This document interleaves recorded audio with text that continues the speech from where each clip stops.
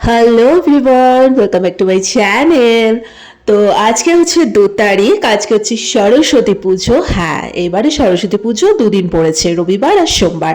আমাদের বাড়িতে একদম ছোট্ট করে সিংহাসনে আমরা ছোট্ট করে পুজো করব।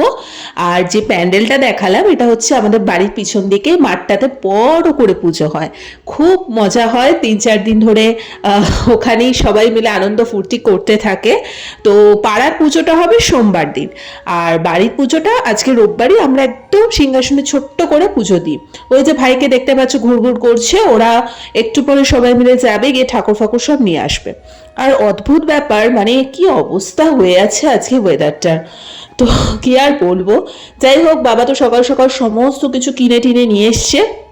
একটু পরে আমি স্নান টান করে নিজের মতো করে ছোট্ট করে ঠাকুরকে সাজিয়ে গুছিয়ে পুজো দেব। তো চলো আপাতত ঝটপট স্নানটা করে টুক করে চলে আসি।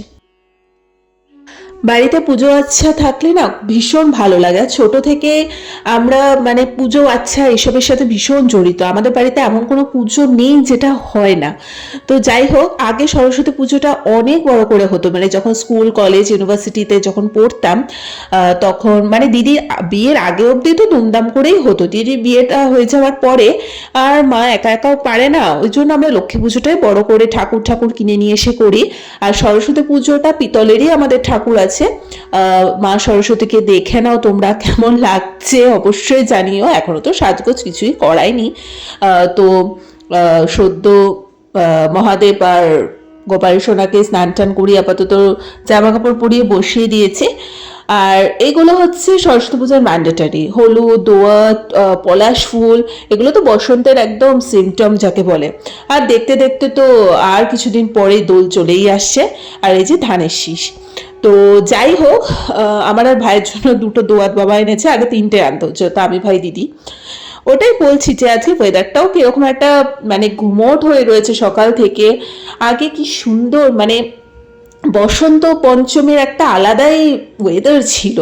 আকাশে বাতাসে প্রেম প্রেম ব্যাপার ছিল, হালকা মিষ্টি একটা রোদ উঠতো, খুব যে মানে গরম ছিল সেটাও না। বাট এখন দেখছি ডে বাই ডে কিরকম সব হয়ে যাচ্ছে জিনিসগুলো। আর এখন এত বড় হয়ে গেছে, এখন ওই সরস্বতী পুজোর এক্সাইটমেন্ট ওইগুলো এখন আর আসে না আর কি। যাই হোক, পরবর্তীকালে আশা করি আবার ইচ্ছে আছে পড়াশোনা করে শুরু করার। এখন দেখা যাক কতদূর কি হয়। তো আপাতত মোটামুটিভাবে আমি গোটা ফল দিয়ে ভগবানকে সুন্দর করে ভোগ নিবেদন দিয়ে দিয়েছি, তার সাথে একটু মিষ্টি টিষ্টি 5 রকমের সব কিছুই দিয়ে ঈশ্বরকে পুজো দিয়েছি। তারপর একটু চন্দন দিয়ে মন্ত্র পড়ে যা যা হয় আর কি, যেভাবে পুজো নিয়ম নিষ্ঠা মেনে করা সবটাই করেছি।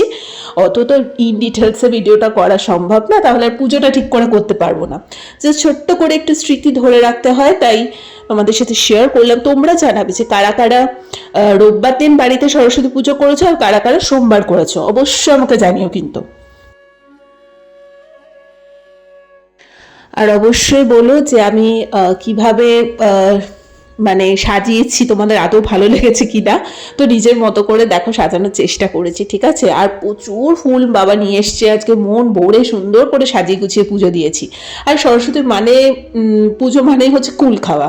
তো মানে কি আর বলবো, দুর্দান্ত। এই কুল খাওয়ার জন্য আমরা সারা বছর অপেক্ষা করে বসে থাকি যে কবে সরস্বতী পুজো আসবে আর কবে আমরা কুল খাবো। তোমরা কারা কারা কুল খেতে ভালোবাসো অবশ্যই জানিও। এখন তো কুল দিয়ে বিভিন্ন আচার টাচার এগুলো তো মা বানাবেই, তো এগুলো চলতেই থাকে। আর আমার তো আচার বরাবরই ভীষণ ফেভারিট। আর কুলের সিজনে কুলের আচার খাবো না সেটা হতে পারে নাকি। তো যাই হোক, তো তোমরা অবশ্যই বলো যে আমার সুন্দর মণ্ডপটা আমি নিজের মতো সাজিয়েছি, তোমাদের কেমন লাগলো।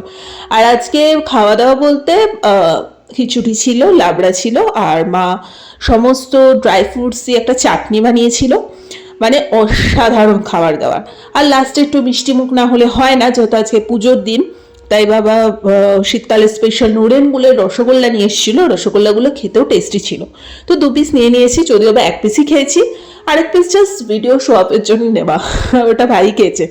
তো এই ছিল ওভারঅল এই বছরের সরস্বতী পুজোর ছোট্ট একটা ব্লগ। তোমাদের কেমন লাগলো অবশ্যই জানিও। ভালো লেগে থাকলে লাইক কমেন্ট শেয়ার সাবস্ক্রাইব করে দিও। সরস্বতী মা সকলের মঙ্গল করো, সকলের আশা পূরণ হোক।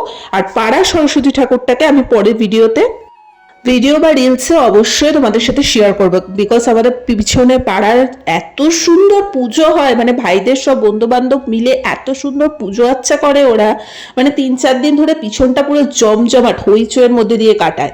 তো যাই হোক, চলো আজকের মতো এখানেই, টাটা।